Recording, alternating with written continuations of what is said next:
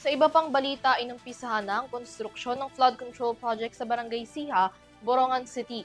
Nagkakahalaga ang proyekto ng hindi bababa sa higit 100 milyong piso. Bagamat naantala ang nasabing konstruksyon na dapat sana'y tapos na noong Enero, nangako ang DPWH Region 8 na matatapos ito sa itinakdang panahon.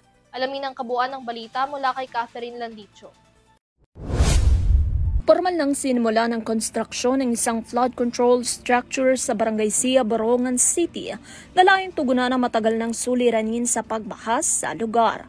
Ang proyekto na may kabuuang halaga na 186.89 million pesos ay pinatutupad ng Department of Public Works and Highways o DPWH Regional Office 8 sa ilalim ng project number 2410041 na may pinamagatang construction of flood control structure in Barangay Siha.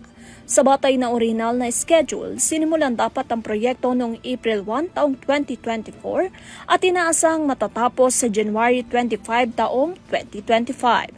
Ang Great Pacific Builders and General Contractor Incorporation ang naitalagang kontraktor para sa nasabing proyekto. Sa kabila na ngayon pa lamang nakikitang aktwal na konstruksyon sa lugar, iniulat ang DPWH monitoring system na nasa 68.70% na ang pisikal na accomplishment ng proyekto.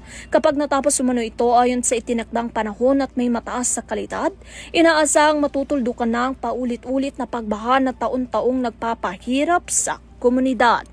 Para sa EuroTV News, Catherine Landicho, masaludo sa bawat Pilipino.